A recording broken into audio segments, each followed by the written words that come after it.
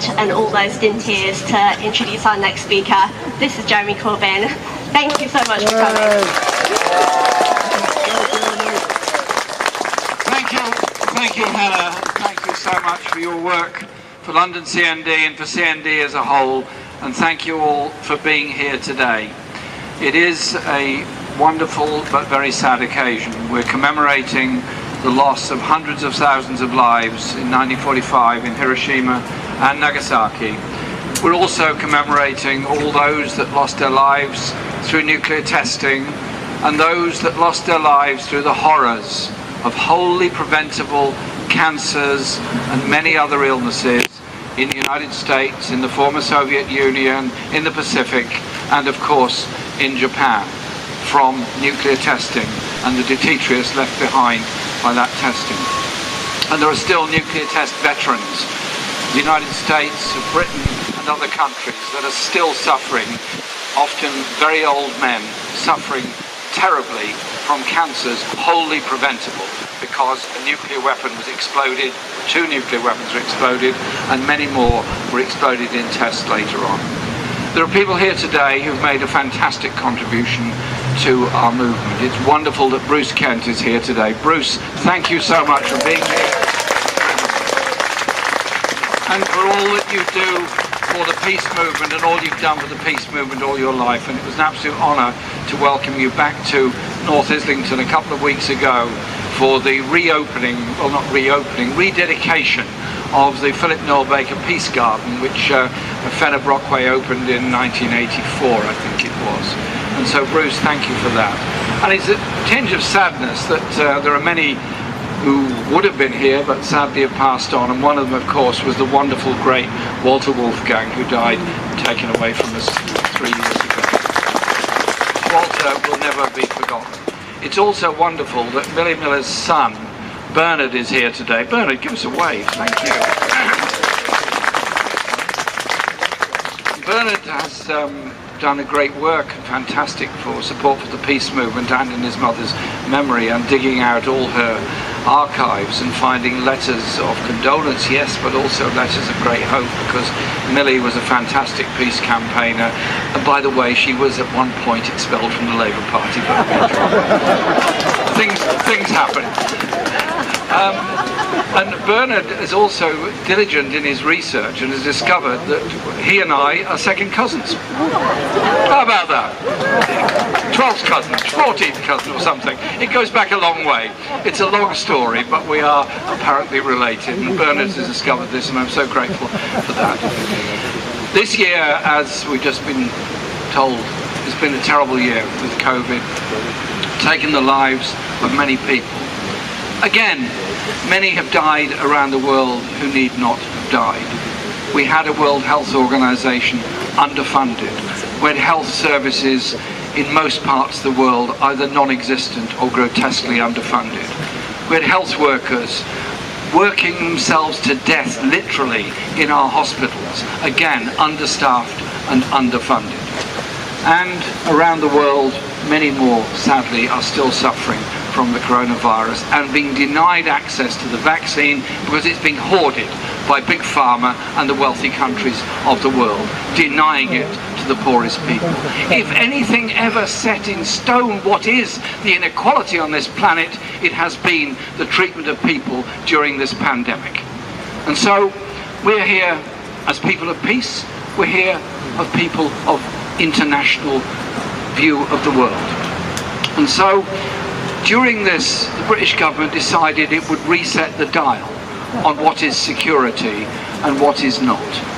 So they produced a white paper on security in the future. And that white paper has led to an increase of £24 billion on arms expenditure by this country, and led to a cut in the overseas aid budget of this country at the same time.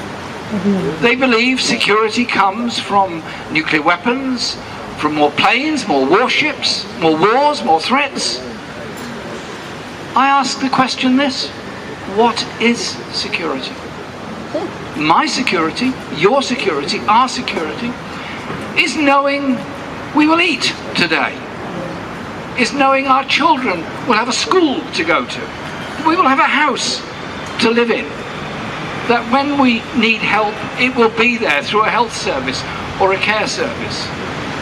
Millions around the world have no such security like that. And if we want to bring about a world of peace, start challenging the issues of inequality, injustice, human rights abuse and occupations that exist all around the world. But instead we have a government that's more interested in the vanity project of a new royal yacht, of sending an aircraft carrier to the South China Sea, of sending frigates to accompany it, and setting up a military alliance between India, Australia and the United States to up the Cold War with China, at the same time as increasing the number of troops on the border between Ukraine and Russia. Not in Ukraine, but in the Baltic states. I am no defender of human rights abuses anywhere, by anybody, in any country, in any part of the world. But I simply say this: if we want to live in a peaceful world, have a dialogue with China, have a dialogue with Russia, have a dialogue with Iran. Start talking to people rather than threatening people all the time.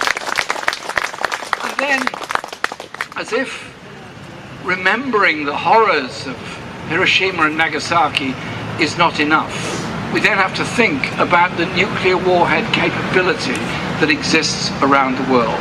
The nuclear warhead capability that Britain has, small by comparison to other countries, but the government is proposing to increase it to apparently more or less double what it is at the present time, with a firepower at least 8 times that of the bomb that took so many tragic, innocent civilian lives in Hiroshima and Nagasaki.